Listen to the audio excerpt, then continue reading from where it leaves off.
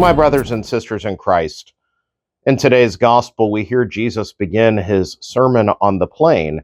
After yesterday, he gathered his disciples, appointed the 12, and now he begins to preach, beginning with the Beatitudes, much as he does the Sermon on the Mount in the Gospel of Matthew. And so here we get Luke's Beatitudes, and just like with Matthew, they represent a great reversal of worldly wisdom. Each Beatitude blesses something that the world looks down upon.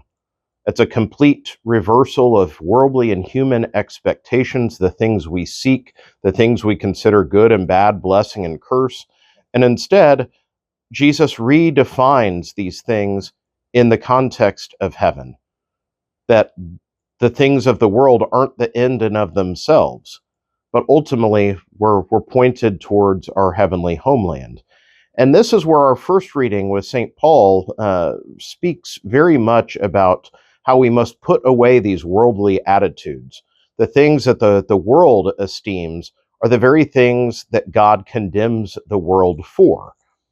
And so Paul speaks of our need to put aside all these worldly things and instead to be raised up in Christ, to die to self, to die to the worldly man, and to be lifted up as the heavenly man or woman.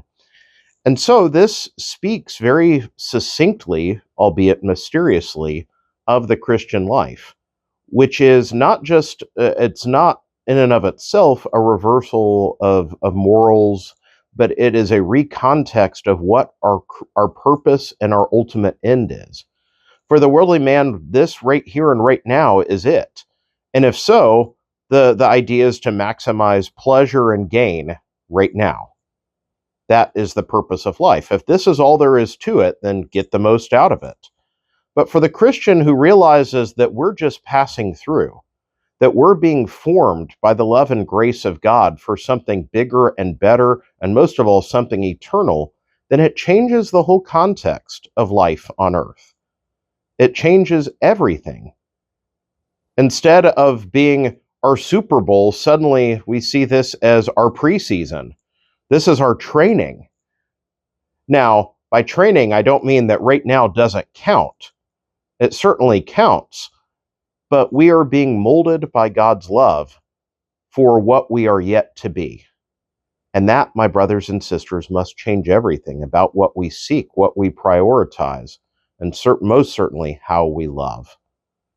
And so, may we indeed set aside the earthly man, may we set aside all of our vices, all of our attitudes, the things the world tells us to seek and the things the world exalts, may we set them aside and seek the one true good that will last forever. May God bless you all.